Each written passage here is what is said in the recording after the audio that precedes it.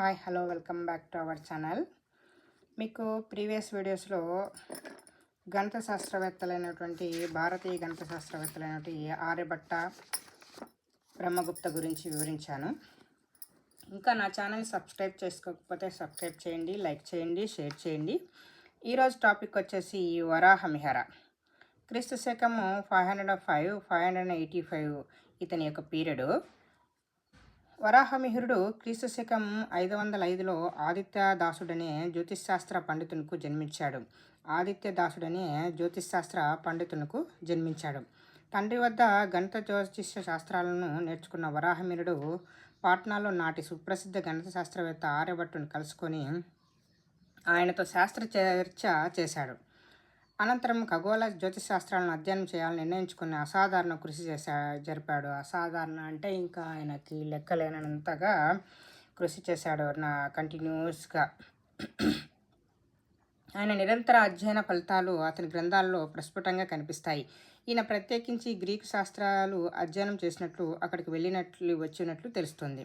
గణిత శాస్త్రజ్ఞుడైన అనేక విజ్ఞాన శాస్త్ర విషయాలను వివరించాడు. ఈయన గణిత శాస్త్రజ్ఞుడు అయినప్పటికీ విజ్ఞాన శాస్త్రం అంటే ఏమి, సైన్స్ యొక్క మ్యాటర్స్ని కూడా ఆయన వివరించాడు. ఈయన విద్యను అభ్యసించిన తర్వాత ఉజ్జయినిలో నివాసం ఏర్పరచుకొని పరిశోధనలు జరిపి అనేక గ్రంథాలను రచించాడనమాట. ఇక్కడ ఉజ్జయినిలో ఆయన నివాసం అంటే స్టే చేసుకొని ఏర్పరచుకొని, అంటే హౌస్ నిర్మించుకొని అలా పరిశోధనలు జరిపి అనేక గ్రంథాలు రచించాడు.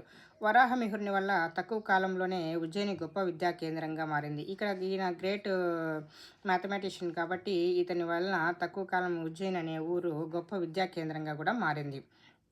అంటే స్కూల్లో ఇలాంటివన్నీ ఏర్పడ్డాం. అక్కడకు కళలు, సంస్కృతి, విజ్ఞాన శాస్త్రం తదితర అంశాల్లో ప్రసిద్ధులైన ఎందరో పండితులు సుదూరాల నుంచి వచ్చేవారు. ఇంకా అక్కడక్కడ కళలు, సంస్కృతి, విజ్ఞాన శాస్త్రం తదితర అంశాలతో అంటే వేరే వేరే సబ్జెక్టులలో నైపుణ్యం వాళ్ళంతా కూడా టీచర్స్ అక్కడికే దూరం నుంచి వచ్చేవారు. వరాహమిహిరుని శాస్త్ర పటిమ తెలిసి రెండవ విక్రమాదిత్య చంద్రగుప్తుడు తన ఆస్థానంలోని నవరత్నాలలో ఒకనిగా నియమించి గౌరవించాడు. రెండవ విక్రమాదిత్యుడు చంద్రగుప్తుడు అనే ఆయన తన ఆస్థానంలో నవరత్నాలలో, అంటే మామూలుగా అక్కడ నవరత్నాలు అనే ఒక 9 మందిని నియమించింటారు. వాటిలో ఒకరిని ఇతనిగా వరాహమిహిరునిగా గౌరవించారు. ఎవరు? విక్రమాదిత్య చంద్రగుప్తుడు. ఎందుకు అతని అంటే వరాహమిహిరుని శాస్త్ర పటిమ తెలిసి. దీనికి సంబంధించి ఒక సంఘటన చెబుతారు. విక్రమాదిత్యుని కుమారుడు పంది కారణంగా మరణిస్తాడని వరాహమిహిరుడు జ్యోతిష్యం చెప్పగా, రాజు ఎన్ని ప్రయత్నాలు చేసినా, ఎంత కట్టుదిట్టం చేసినా శాస్త్ర ప్రకారం చెప్పిన సమయానికి చెప్పిన కారణంగా రాకుమారుడు మరణించాడు.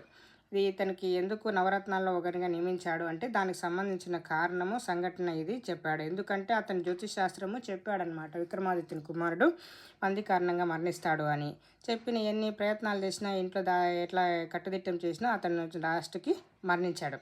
విక్రమాదిత్యుడు కుమారుని మరణములకు విలపించిన వరాహమిహిరుని ప్రతిభను శ్లాఘించి మగధ సామ్రాజ్య గౌరవ చిహ్నము వరాహముద్రతో సత్కరించాడు. ఇతనికి వచ్చిన ముద్ర ఏది? గౌరవ చిహ్నంగా వరాహముద్రతో సత్కరించాడు. నాటి నుండి ఆ జ్యోతి శాస్త్రవేత్త వరాహమిహిరునిగా పిలువబడ్డాడు. అప్పటి నుంచి అతన్ని ఏమని పిలుస్తారు? వరాహమిహిరునిగా పిలుస్తారు. ఎందుకంటే మగధ సామ్రాజ్యం గౌరవ చిహ్నంగా వరాహముద్రతో సత్కరించింది కాబట్టి. ఈ విధంగా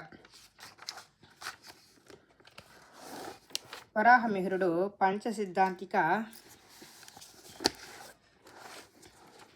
చూడండి ఇతను రచించిన గ్రంథాలు. వరాహమిహిరుడు సిద్ధాంతిక, బృహజ్ఞాతకము, బృహత్ సంహిత, ఖగోళం, జ్యోతిశాస్త్రం మొదలైన గ్రంథాలను రచించాడు. ఇతను రచించిన 4 గ్రంథాలు ఇవన్నీ ఏమిటి? పంచసిద్ధాంతిక, బృహజ్ఞాతకము, బృహత్ సంహిత, ఖగోళం, జ్యోతిశాస్త్రం మొదలైన గ్రంథాలు రచించాడు. పంచసిద్ధాంతిక అనే గ్రంథంలో జ్యోతిశాస్త్ర నియమాలు పంచసూత్రాలుగా క్రీస్తు శకం 575లో పొందుపరిచాడు.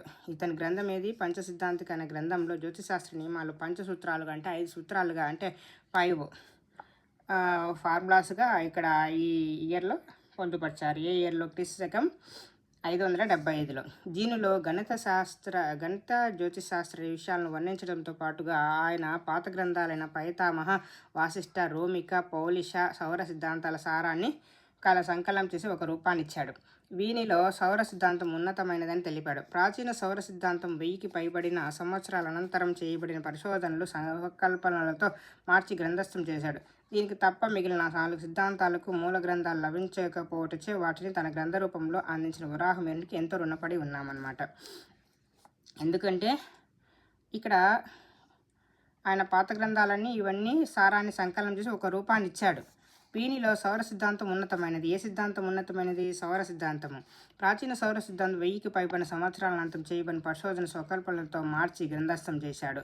ఆ ప్రాచీన సౌర సిద్ధాంతంని మళ్ళీ 1000 సంవత్సరాల అనంతరం తన స్వకల్పనతో మార్చి గ్రంథస్థం చేశాడు. దీనికి తప్ప మిగిలిన 4 సిద్ధాంతాలకు మూల గ్రంథాలు లభించకపోవచ్చే వాటిని తన గ్రంథ రూపంలో అందించిన వరాహమిహిరికి ఎంతో రుణపడి ఉన్నాము. మొదటిసారిగా వరాహమిహిరి ఈ గ్రంథంలో విషవత్తు లేక సమరాత్రి దినకాలము లేక క్రాంతిపాదము 50.32 సెకండ్లు తేడా ఉంటుందని తెలిపాడు. చూడండి, ఇతను ఏ తేడాలో ఉంటుందని చెప్పాడు. 50.32 సెకండ్స్ వరాహమిహిర ఈ గ్రంథంలో. మొదటిసారిగా వరాహమిహిర ఈ గ్రంథంలో, ఏ గ్రంథంలో? సౌర గ్రంథంలో. విషవత్తు లేక సమరాత్రి దినకాలము లేక క్రాంతిపాదము 50.32 సెకండ్లు తేడా ఉంటుందని తెలిపాడు. బృహత్ సంహిత అనే గ్రంథంలో గ్రహాల సంచారము, వాటి వల్ల భూమి పాద ప్రాణులకు గల ఫలాలు, నక్షత్ర మండలాల ఉదయాదుల వల్ల ఫలితాలు, మేఘాలు, భూకంపాలు, ఉల్కాపాతం, ఇంద్రధనస్సు, పిడుగులు పడటం, పంటలు పెంపకం, సుగంధాల తయారీ, వివాహ సంబంధ విషయాలు, కుటుంబ సంబంధిత అంశాలు, గోచార ఫలితాలు, మనుల పరీక్ష రత్నాలు, పగడాలు, కర్మల గురించి అనేక విషయాలు విస్తారంగా తెలియజేశాడు. దీనిలో బృహత్ సంహిత అనే గ్రంథంలో ఇవన్నీ గుర్తుపెట్టుకోవాలి పాయింట్స్. మనకు వివాహ సంబంధ విషయాలు కానీ, కుటుంబ సంబంధ విషయాలు కానీ, గ్రహాల సంచారము, భూకంపాలు, మేఘాలు, ఉల్కాపాతం, ఇంద్రధనస్సు, పిడుగు పడటం, పంటకలు పెంపడం దేంట్లో వివరించాడు అంటే ఇక్కడ బృహత్ సంహిత అనే గ్రంథంలో వివరించాడు. బృహజ్ఞాతకము ముఖ్యంగా జ్యోతిష ఫల విభాగానికి చెందింది. బృహజ్ఞాతకం అంటే ముఖ్యంగా జ్యోతిష ఫల భాగానికి చెందింది. దీనిలో 26 అధ్యాయాలు, 417 శ్లోకాలు ఉన్నాయి. దీన్ని హోరాశాస్త్రం అని అంటారు. బృహజ్ఞాతకంను హోరాశాస్త్రం అని అంటారు. ఎందుకంటే దీంట్లో 26 అధ్యాయాలు, 47 శ్లోకాలు, 417 శ్లోకాలు ఉన్నాయి కాబట్టి. దీనికి సహాయకారిగా నవాంశ గణితం కూడా రచించాడు. నవాంశ గణితం. ఈ 2 గ్రంథాల ఆధారంగా సరైన జ్యోతిష ఫలితాలు వస్తాయని ప్రతీతి. ఈ శాస్త్రం నేటికి ప్రచారంలో ఉంది. ఏ గ్రంథము? బృహజ్ఞాతకం. ఖగోళం అనే గ్రంథంలో చంద్ర సూర్య గ్రహణాలు రాహుకేతువుల వల్ల కాదని, భూమి మీద సూర్యుని నీడ పడటం చేత చంద్రగ్రహణం, చంద్రుని నీడ వల్ల పడటం వల్ల సూర్యగ్రహణం ఏర్పడుతున్నాయని వివరించాడు. తోక చుక్కలు వాటి రకాలను కూడా తెలిపాడు.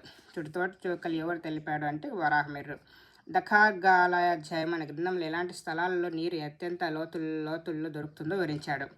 చూడు, ఎలాంటి స్థలాల్లో నీరు ఎంతెంత లోతుల్లో దొరుకుతుందో వివరిస్తారు.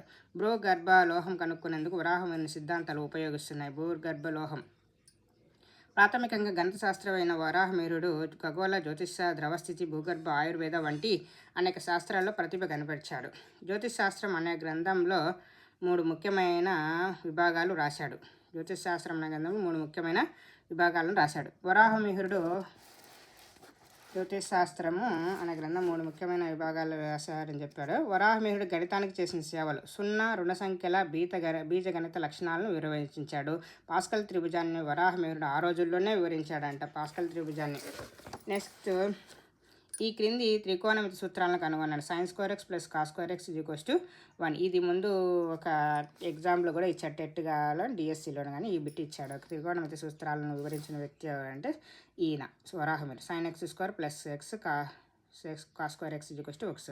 sin x = cos of π/2 - x. ఇది వరాహమిహిరుని యొక్క స్టోరీ. మీరు ఇంకా నా ఛానల్ సబ్స్క్రైబ్ చేసుకోకపోతే సబ్స్క్రైబ్ చేయండి, లైక్ చేయండి. నా ఛానల్ మ్యాథ్స్ మెథడాలజీ అంతా ప్లేలిస్ట్లో ఉంది, వాచ్ చేయండి. Thank you for watching. Please subscribe my channel.